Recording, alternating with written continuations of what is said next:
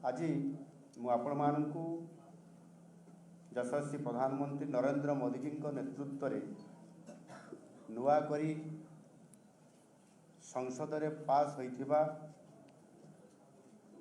Bill एवं आईन रे परिणत होइथिबा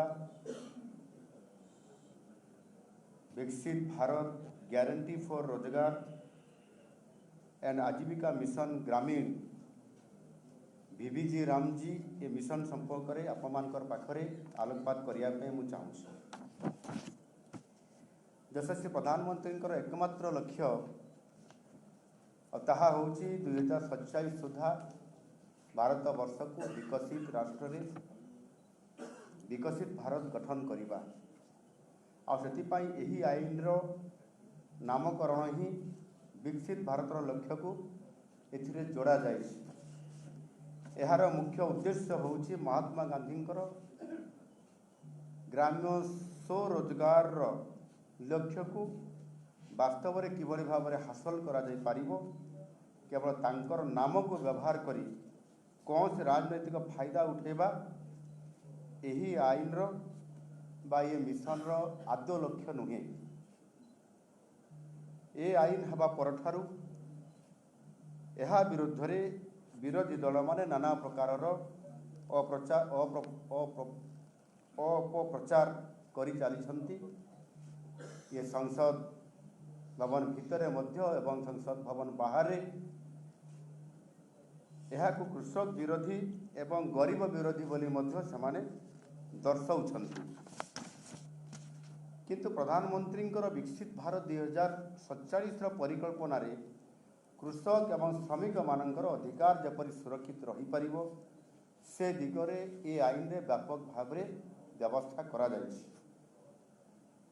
तेणु तथ्य सम्मिलित उपस्थापना जरिया रे यही अपप्रचार को एक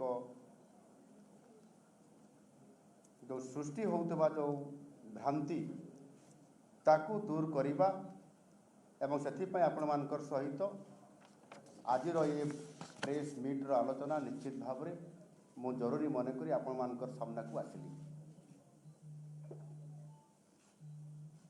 ये जो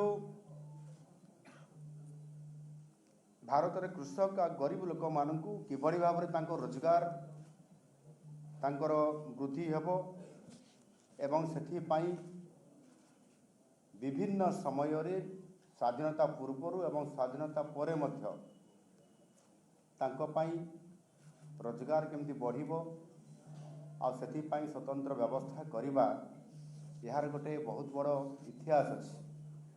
1876 रु 1878 मध्य भारतर होइतिबा दुर्भिक्ष एवं ता परवर्ती पर्याय रे इंग्रेज सरकारंकर एक योजना कार्यकारी करिबा पई 1880 रे एक फेमिन बा दुर्भिक्ष कोड प्रस्तुत करथिले।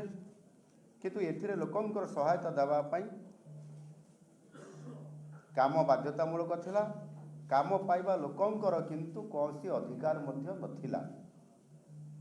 स्वाधीनता पर संविधान रो धारा 41 अनुसार राष्ट्र आर्थिक संबल को देखी लोकंकु काम जोगैबा एक नैतिक दायित्व बोली प्रथमे केंद्र सरकार तरफ सेते बड़े निष्पत्ति निया जाइथिला।